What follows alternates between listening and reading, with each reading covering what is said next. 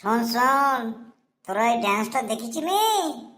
পাগলু, থোড়া সা কর লে রোমান্স।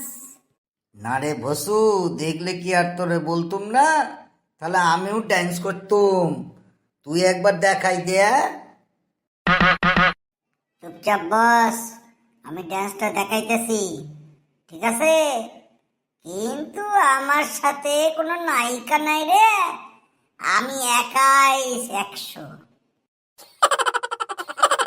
ভাগ ভাগ, মনে হচ্ছে স্যার আইতাছে, দরজা খোলার শব্দ পাইলুম।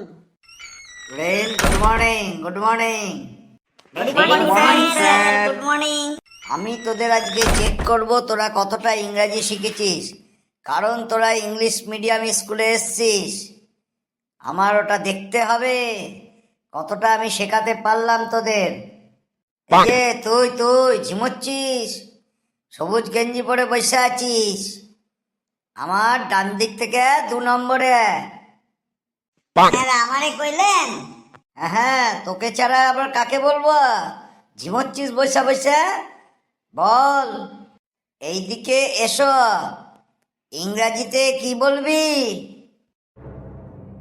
কাম here. Good good, very good, এইটাই তো আমি চাই। ঠিক আছে, এইবার বল ওইদিকে যাও। কি হবে ওটা? এইবার তুই ফেঁসে গেছিস, বল এবার কি বলবি? দাঁড়া দাঁড়া, মেকআপ করতেছি।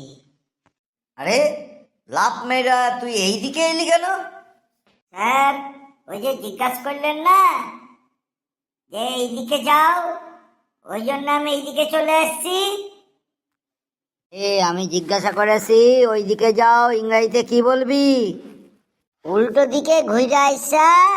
স্যার বলুন, আবার বলুন, কাম হেয়ার। ভাগ, নিজের সিটে গিয়ে বস। যত সব উল্টো পাল্টা ইংরাজি। যে কোনো একটা জন্তু জানোয়ার নিয়ে একটা ভালো ইংরাজিতে রচনা বলতো, কে বলতে পারবি? স্যার, কিছুদিন আগে ওই কেলটুর দাদা না আমেরিকা থেকে ঘুরে আসছে, খুব ভালো ইংরাজি জানে। কেলটু পাশে শুয়া থাকে আর পাশে বসে থাকে, ইংরাজি খুব ভালো বলতে পারে। কে বাবা? কেলে মানিক, মানে কেলটু? কেলটু কে?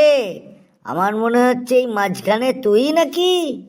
ঠিক আছে, এই সামনে এসে খুব সুন্দর করে একটা রচনা বল, কারণ আমাদের ক্লাসটা খুব ছোট, খুব তাড়াতাড়ি শেষ হয়ে যাবে, হাতে সময় খুব কম।